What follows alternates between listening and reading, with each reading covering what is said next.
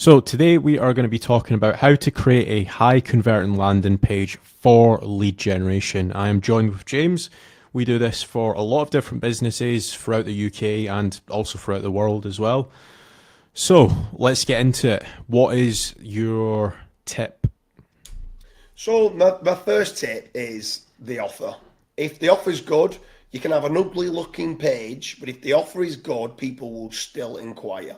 Now, obviously, you don't want an ugly looking page. You want to try and make certain everything else, which you're probably going to talk about in a minute with regards to conversion rate optimization. But generally speaking, if you've got a good offer and a good hook, people will inquire. So that is definitely the number one thing for me to make certain that people are making certain that they get right.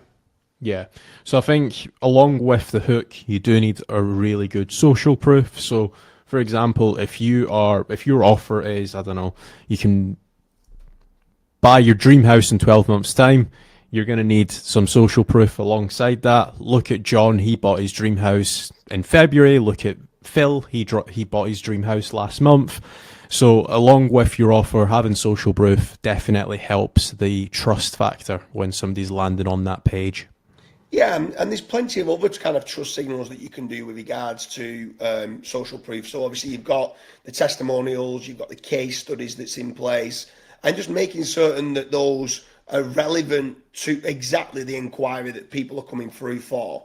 There's obviously a lot of different people that might be coming through for different things, so they want to try to understand that the offer that's coming through that they have got those testimonials and case studies being set up on the site. Yeah. So another thing that you can also do as well is split test your landing page, and this is like one of the biggest things that I recommend doing because as soon as you start using split testing software, there's tons out there. There's like VWO, AW, or AB Tasty. Just go out and search a few out there. But as soon as you start using split testing software, you're actually able to like have a heat map. You can see where people scroll down to on certain parts of the page, where people exit off. So it gives you a lot more data. And very quickly you can fine tune the data and say, okay, people don't like the headline, for example, or people aren't loading the actual images, or the images are taking too long to load, for example, and then people are bouncing off. So it gives you a lot more data when you are using split testing software.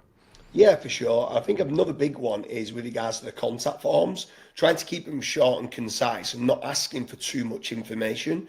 You want to try and make certain that you've got, let's say, the email and the telephone number. That's key to get. But apart from that, you don't need to ask them too many questions. You can do that as part of the lead nurturing process.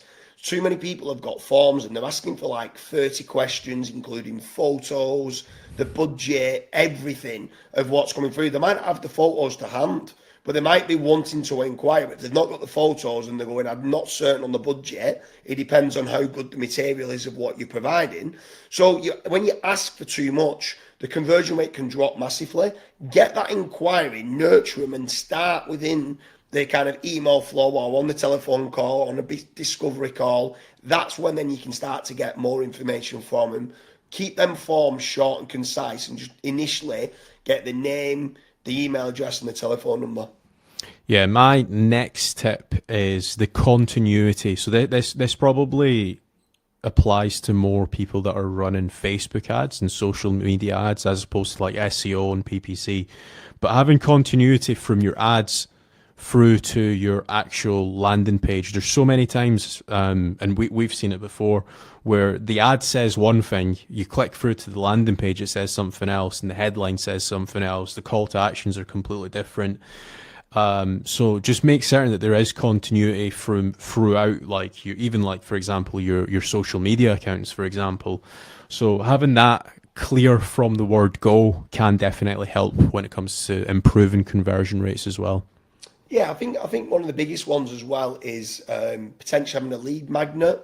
So trying to have it where you've got something there that you might be giving a free PDF document away, or you might be giving something away for free, like it could be a consult call for 15 minutes, a discovery call that people could be doing, something there to get their information, to get that inquiry to start with. So sometimes just making certain you've got a lead magnet in place is key as well for helping for conversion rate optimization.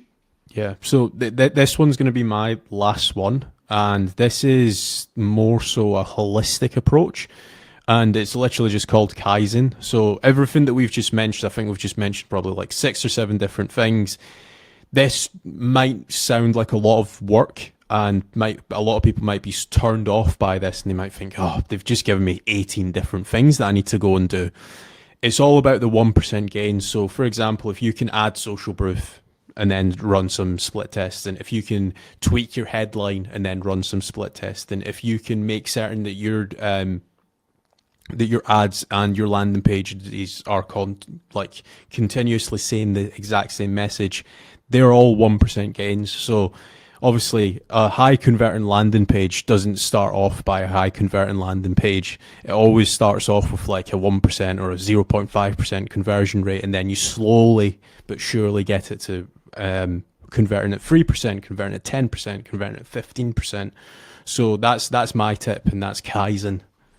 Yeah, those 1%, those incremental gains, those marginal gains is key, like you said. Trying to improve it at 1% each time. Could even be colour of buttons, it could be the design. Like you said, going through everything of what we've just spoke about there to try and get that landing page converting better to generate more leads is key. Over at fatrank.com, it's something that we have a full team dedicated to doing that. So we try to make certain that we're targeting the right keywords. But then when people are coming through and we're getting the traffic through to the page, we're trying to make certain that that traffic turns into inquiries. But it's got to be the right type of inquiries. And that's where then further down the line, the customers need to be segmenting leads and nurturing leads and stuff like that. But the actual conversion rate optimization of those landing pages to generate leads is very important if you're looking to generate more volume. Yeah. So that has been our video on how to create high converting landing pages for lead generation. If you guys do have any questions, feel free to drop them down below. And if you're struggling with lead generation for your business, head over to fatrank.com, fill in the contact form, and our team will be in touch. Thanks for watching.